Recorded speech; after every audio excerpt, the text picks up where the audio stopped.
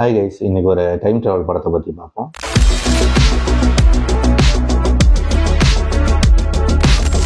படத்தோட பேர் things will be different,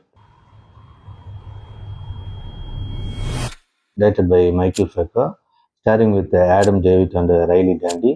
இப்போ இந்த படத்தோட கதை என்னங்கிறத சுருக்கமாக பார்த்துடலாம். கதையை பார்க்கறதுக்கு முன்னாடி கோயம்புத்தூர் நண்பர்களுக்கு ஒரு சின்ன அப்டேட்டு. நம்ம இப்போ இந்த ரூஃபிங் ஒர்க்கு, இந்த எஸ்எஸ் ஆண்ட்ராய்ட்ஸ் எல்லாம் பண்ணிகிட்டு இருக்கிறோம். உங்களுக்கோ உங்கள் நண்பர்களுக்கோ ரூஃபிங் போடணும் அல்லது எஸ்எஸ் ஆண்ட்ராய்ட்ஸ் போடணும்னா கீழே இருக்கிற இந்த நம்பருக்கு கான்டெக்ட் பண்ணலாம். நானே நேரில் உங்களுக்கு நல்லபடியாக செய்து தரப்படும் என்கிறத சொல்லிக் கொள்கிறேன். இப்போது இந்த படத்தோட கதை என்னங்கிறத பார்க்கலாம். ஜோசப் சிட்னின்னு அனந்தங்கச்சிங்க ஒரு ராபரியை பண்ணிட்டு போலீஸ்கிட்ட தப்பிக்கிறதுக்காக ஒரு அபேண்டன்ட் ஃபார்ம் ஹவுஸ்குள்ளே போயிடுறாங்க. அந்த ஃபார்ம் ஹவுஸ் பார்த்தீங்கன்னா ஒரு டைம் ட்ராவல் ஃபார்ம் ஹவுஸ். அதுக்குள்ளே போயிட்டா போலீஸ்கிட்ட தப்பிச்செல்லாம் நினைக்கிறாங்க. அங்கே போய் ஒரு 2 வாரம் தங்குறாங்க. அந்த 2 வாரத்தில் போலீஸ்னால் கண்டுபிடிக்க முடியாமல் போயிடுது.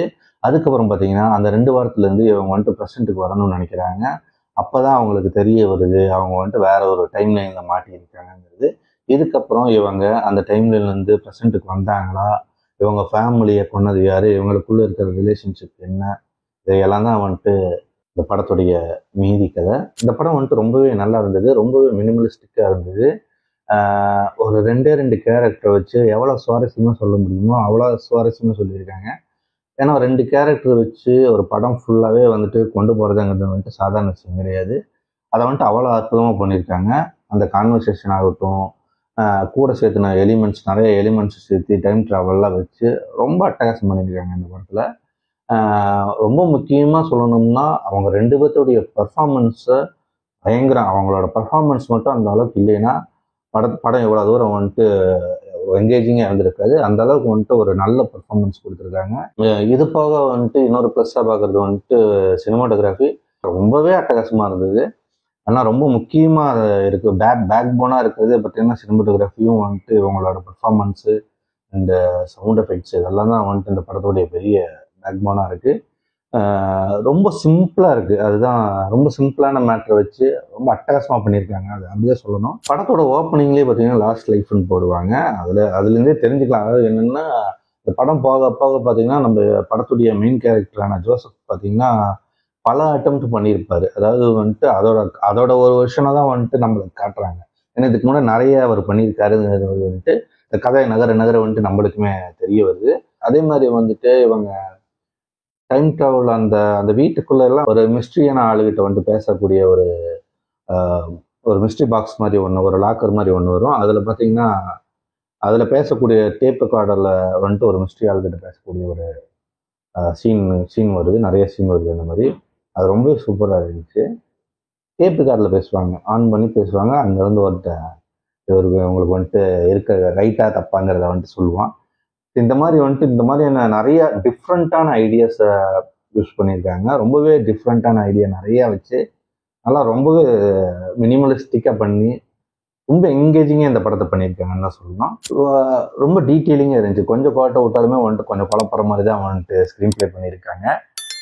ஏன்னா பல டைம்ல எனக்கு போகுது, அதை எதுவுமே நம்மளுக்கு குறிப்பிடலை. அது சில ஃபோட்டோஸ் சில இதெல்லாம் வச்சு தான் நம்ம கண்டுபிடிச்சிக்க வேண்டியதாக இருக்கும். அது மாதிரி தான் இருக்குது.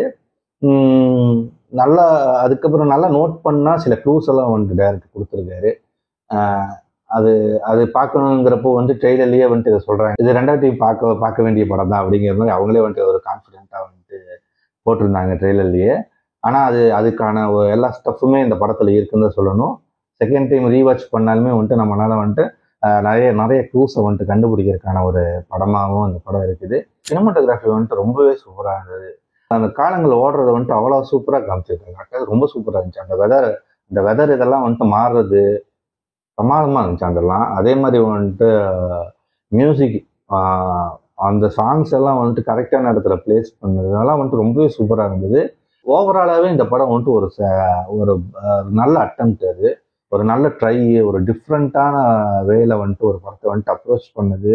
இது ஒரு மஸ்ட் வாட்சபிள் படம் தான். ஏன்னா ஒரு சிம்பிளான ஸ்டோரி வச்சு ஒரு மினிமலான கேரக்டர்ஸை டெவலப் பண்ணி ரொம்பவே அட்டகாசமாக கொடுத்துருக்காங்க. அப்படியே லைட்டாக அந்த வெஸ்டர்ன் ஸ்டைலில் தான் இந்த படம் இருக்குது. அந்த வெஸ்டர்ன் ஸ்டைல் அந்த டோன் வந்துட்டாலே வந்துட்டு ஒரு அளவுக்கு நல்லா வந்துடும். இந்த மைக்கேல் ஃபிக்கருங்கிறவர் வந்துட்டு ஒரு தனி உலகத்தையே வந்துட்டு படைச்சிட்டாருன்னு நான் சொல்லணும். இவரோட பேட்டி வந்துட்டு பார்த்தப்போ வந்துட்டு அவர் சொல்லியிருந்தாரு, ஆனாலிஷன், இந்த அரைவலு, அதே மாதிரி வந்துட்டு லூப்பரு, டைம் கிரைம்ஸ், இந்த மாதிரி படங்கள்லாம் தான் வந்துட்டு இந்த படத்தை எடுக்கிறதுக்கான இன்ஸ்பிரேஷனுங்கிற மாதிரி சொல்லியிருந்தாரு. படத்தை பார்க்கும்போதுமே நம்மளுக்கு தெரிஞ்சுது லூப்பரோட இன்ஸ்பிரேஷன் லைட்டாக இருந்த மாதிரியும் தெரிஞ்சுது. பட் ஒரு ஒரு டிஃப்ரெண்ட்டான அட்டம்ப்ட்னு தான் இந்த படத்தை சொல்லணும். ஸோ இது ஐடியாவாக யோசிச்சு இதை ப்ரெசென்ட் பண்ண விதமெல்லாம் வந்துட்டு ரொம்பவே சிறப்பாக இருந்தது. ஸோ நிறைய டீட்டெயிலிங்லாம் இருக்குது. அதெல்லாம் வந்துட்டு நல்லா வந்துட்டு பார்த்தோம்னா நம்மளுக்கும் வந்துட்டு அந்த க்ளூஸ் எல்லாம் வந்துட்டு தெரிய வாய்ப்பு இருக்குது. கிளைமேக்ஸ் எல்லாம் முடியும் வந்துட்டு ஒரு க்ளூ வச்சுருப்பாங்க ஃபோட்டோஸில். ஸோ இதெல்லாம் வந்துட்டு இந்த படத்தில் இருக்கக்கூடிய ஹிடன் க்ளூஸ் எல்லாம் நிறையா இருக்குது.